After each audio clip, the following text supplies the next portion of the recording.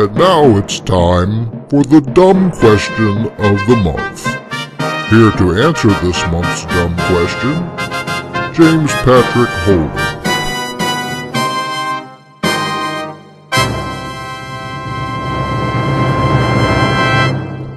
Hey folks, for this month's dumb question we have an issue raised by both Fundies and fundy atheists.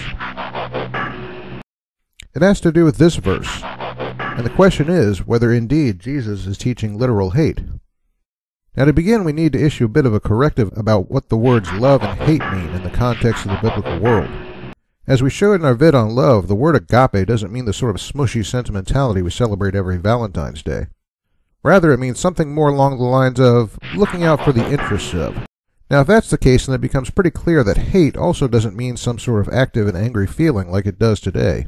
Instead, it must mean not looking out for the interest of. So on that alone, we're already miles away from what the Fundies and fundy atheists make out Luke 14:26 to mean. Still, it seems kind of extreme, doesn't it? Especially when it says to hate your parents. Well, here's the other factor to consider.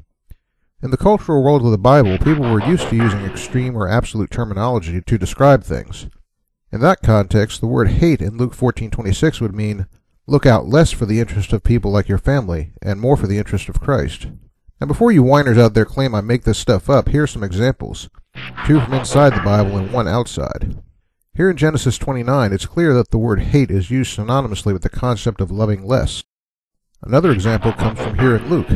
The obvious point is that one master will get more dedicated labor than the other. In other words, you can't look out for the interest of two masters at once. The last example we have comes from outside the Bible in a Greek war song, where it says that in battle a man must count his own life his enemy for the honor of Sparta. Now although that doesn't use the word hate, it does express a similar concept in extreme terms. If fundies or fundy atheists saw this in the Bible, they'd say it was teaching that soldiers should just let themselves be killed. But of course what it actually means is that the soldiers should make concern for their bodies secondary to serving in war. So there you go. No literal hate in Luke 14:26, no matter what the fundies and the fundy atheists say.